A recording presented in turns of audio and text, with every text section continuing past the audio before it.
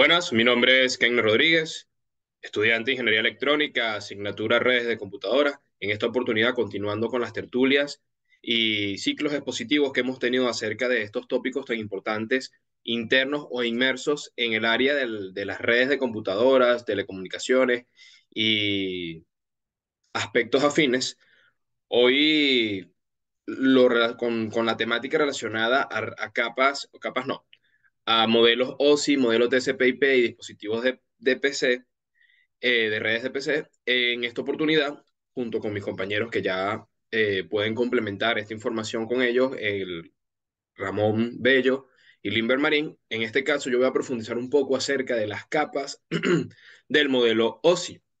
En la imagen que tenemos aquí, podemos observar las diferentes capas que conforman el modelo OSI y que, bueno, sin duda alguna fueron ya abordadas un poco por mis compañeros. Específicamente, este aspecto fue desarrollado ya por mi compañero Bello. Y bueno, en sí, en lo que mencionó, voy a retomar un poco lo que él dijo, reiterando. El modelo OSI, por su abreviatura, fue creado por la Organización Internacional para la Normalización, ISO, como modelo de referencia para el establecimiento de una comunicación abierta en diferentes sistemas técnicos. Básicamente es un sistema que se remonta a varios años atrás, pero distinto a lo que es el TCP/IP, que se centra directamente en protocolos y este más en un esquema técnico o gráfico. ¿Ok? El detalle está en que el protocolo o si es el resultado de un intento de normalización y como marco conceptual ofrece los fundamentos de diseño para normas comunicativas no privativas. Entonces, ¿cuáles son estas capas que conforman el modelo OSI? La estábamos viendo. Es importante mencionar que cuando hablamos de las capas del modelo OSI, normalmente se habla en orden inverso. Es decir, la capa más alta es la capa 7, mientras que la capa 1 es la capa más baja. En este sentido, empezando de lo más alto a lo más bajo, vamos a hablar de la capa 7. La capa 7 es la capa de aplicación. Este es el nivel de modelo OSI que está en contacto directo con aplicaciones como programas de correo electrónico, navegadores web, y en ella, bueno, en ella se produce la entrada y salida de datos. La capa establece la conexión para los otros niveles y prepara las funciones para las aplicaciones. ¿Ok? Para la capa 6, que es la capa de presentación, una de las tareas esenciales de la comunicación en red es quizás, ¿cómo decirlo? Es garantizar el envío de datos de formatos estándar. En la capa de presentación, los datos se transportan localmente en formato estandarizado. Entonces, básicamente, la función de esta es la presentación de esa información. Luego tenemos la capa 5, que es la capa de sesión, o en inglés Session Layer. Esta capa tiene la misión de organizar la conexión entre ambos sistemas finales. Disculpen. Por lo que también recibe el nombre de capa de comunicación. En ella se incluyen los mecanismos especiales de gestión y control que regulan el establecimiento de la conexión, su mantenimiento y su interrupción. Es muy importante que para controlar la comunicación se necesitan unos datos adicionales que se deben añadir a los datos del correo electrónico transmitidos a través del encabezado de sesión en este caso. Es muy importante mencionar que estas tres capas básicamente están orientadas a aplicaciones. Son las capas superiores del protocolo OSI y se denominan capas orientadas a aplicaciones, como bien mencioné. Luego está otro tipo de capas, que vienen siendo como las capas de transporte, que están conformadas por estas cuatro capas que podemos observar aquí: transporte, red, enlace de datos y física. Estas cuatro capas, ¿qué sucede? Eh,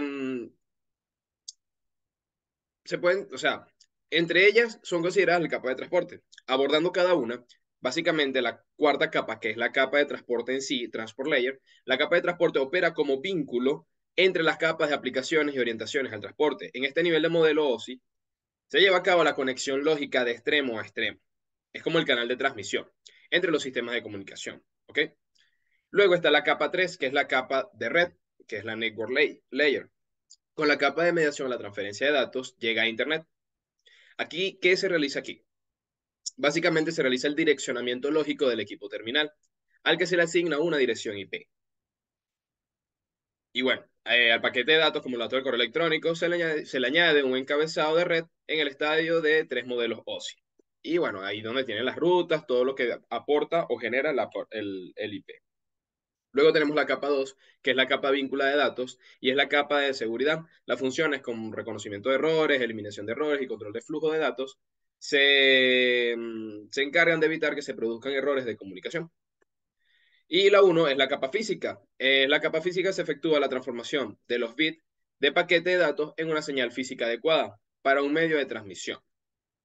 Y eso es básicamente lo que realizan cada uno. O sea, en esencia, tenemos de abajo ahora, de abajo hacia arriba, la capa física, la capa que se ocupa de la transmisión de bits en forma continua a lo largo de un canal de comunicación. Capa de enlace realiza la detección y posiblemente corrección de errores. Capa de red, la capa de red se ocupa del control de la subred, pues es la que tiene el conocimiento de las topologías de red y decide por qué ruta se va a transmitir esa información para evitar lo que viene siendo como que la congestión de datos. La cuarta es la capa de transporte. Es la encargada de fragmentar de forma adecuada los datos recibidos y, o sea, ellos reciben los datos de la capa superior para transferirlos a la capa de red, asegurando como que lo que viene siendo su llegada y correcta recomposición de los fragmentos de destino, por llamarlo de algún modo. La capa de sesión es la capa que es accesible al usuario y se ocupa de comunicar los hosts. Capa de presentación. Se encarga de la preservación del significado de la información recibida y su trabajo consiste en codificar los datos de la máquina transmisora. Y por último, que es nuestra capa 7, es la de aplicación, contiene los programas de usuario, además que contiene los protocolos que se necesitan frecuentemente. En términos generales, esta viene siendo cada una de las capas. Aquí podemos ver de todas maneras cada uno de los, como de los roles que tienen cada capa, que era lo que estaba mencionando, que bueno, pude haber hecho señalarlo un poco más, pero dejé el ratón allí, el cursor, mejor dicho. Entonces, bueno. Por otra parte, se pueden mencionar quizás algunos dispositivos, por si se tienen dudas, que operan en cada una de estas capas. Ok, ¿cuáles son esos dispositivos? Básicamente, dentro de la capa física están los dispositivos que son asociados con cables, conectores, voltajes, velocidades de datos. En la 2 es eh, direccionamiento físico, topología de red. En la 3, que es la red, que es la direccionamiento y mejoría de ruta.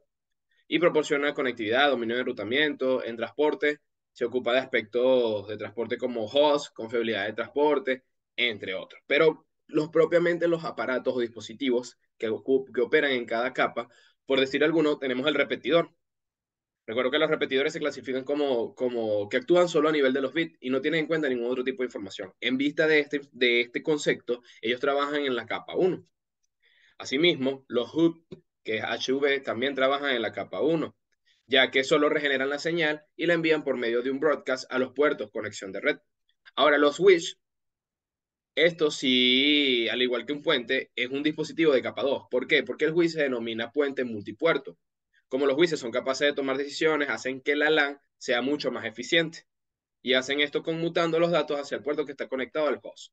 Entonces, ya lo que viene siendo la parte de enlace de datos, los switch entran dentro del enlace de datos. Distinto a cuál, al router, como lo vimos en la clase explicada por el docente Gómez, este sí pertenece a la capa 3. ¿Por qué? Porque es el primer dispositivo con que trabajaremos que pertenece a la capa red en cuanto, bueno, el primer dispositivo no, el primer dispositivo que estoy mencionando acá es lo que quiero decir. Porque trabaja ya directamente con direcciones MAT, perdón, las direcciones MAT son las de la capa 2. En la capa 3 trabaja con direcciones de red.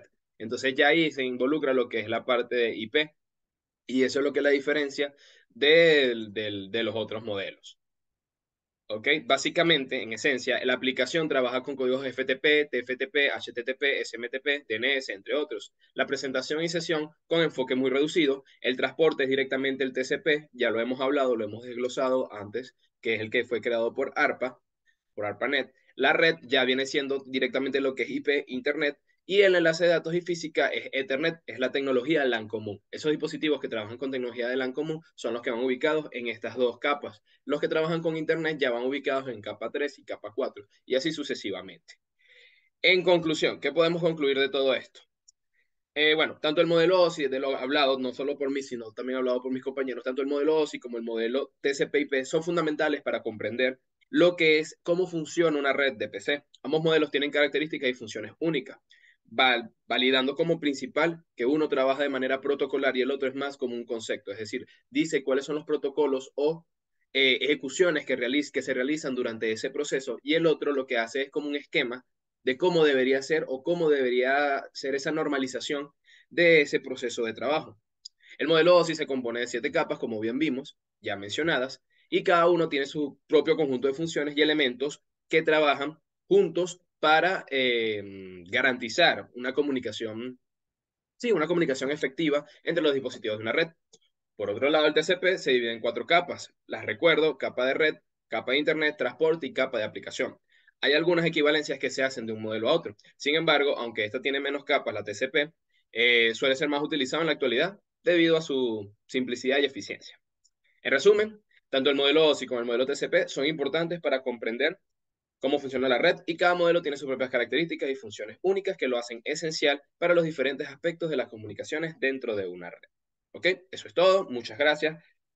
Espero hayan comprendido la información y lo importante, además allá de comprender la información, que entiendan lo importante que es conocer estos modelos para en sí, vale el juego de palabras, comprender cómo se produce este proceso de comunicación de red dentro de lo que viene siendo una PC o entre mismas redes de computadoras. Igual, ahí no, aquí no hay.